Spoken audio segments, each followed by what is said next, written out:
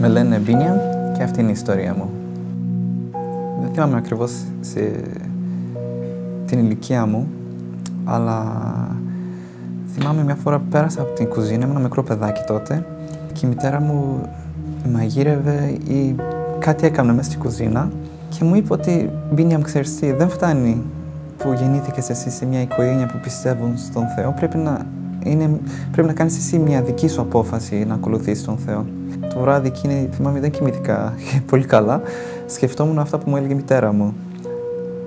Μια μέρα όμως, καθώς διάβαζα το Λόγο του Θεού, άρχισα να κλαίω.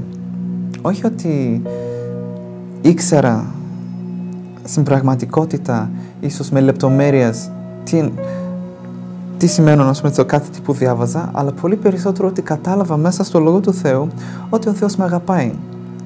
Και κάθε σελίδα που διάβαζα, είδα την αγάπη του Θεού.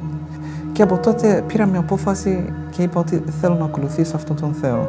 Και από τότε άρχισα να πιστέψω εγώ σαν Μπίνιαμ τον Ιησού Χριστό. Η μεγαλύτερη αλλαγή που είδα στον εαυτό μου ήταν αφού είχα γεννηθεί σε μια οικογένεια που πιστεύανε στον Θεό. Οι σκέψεις μου ήταν ότι ήμουνα μια χαρά, δεν έκανα και τόσο κακά πράγματα, οπότε δεν είμαι και τόσο κακός. Αλλά καθώς διάβασα το Λόγο του Θεού, ανακάλυψα ότι ήμουν αμαρτωλός. Και δεν ήταν ότι ο Λόγος του Θεού μου έλεγε εσύ είσαι αμαρτωλός και έτσι με ένα σκληρό τρόπο. Ήταν ότι είδα την αγιότητα του Θεού. Αφού κατάλαβα αυτό, μετά κατάλαβα την αγάπη του Θεού μέσα στο Λόγο του Θεού και ότι με δέχτηκε και ότι με αγαπούσε. Και αυτό, την εμπειρία που είχα μετά, με οδήγησε να έχω μια ειρήνη με τον Θεό.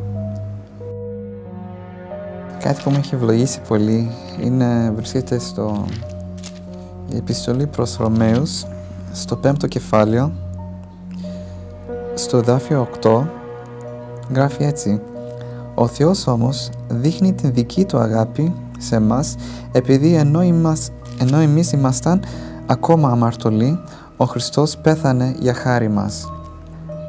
Αυτό το εδάφιο με ευλογεί πάρα πολύ, γιατί μιλάει για την καρδιά του Θεού, ότι όχι μόνο μας αγαπάει σε ένα τέτοιο βαθμό, όταν έχω δυσκολίες και ίσως ντρέπομαι να πλησιάζω τον Θεό γιατί ίσως να έχω κάνει κάτι, με ευλογεί γιατί ξέρω τώρα ότι μπορώ να το πλησιάζω χωρίς φόβο, γνωρίζοντας ότι αυτός με αγαπάει.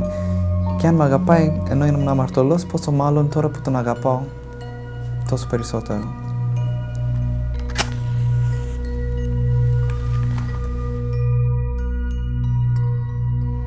Με λένε Μπίνιαμ, αυτή είναι η ιστορία μου, θα είμαι φως.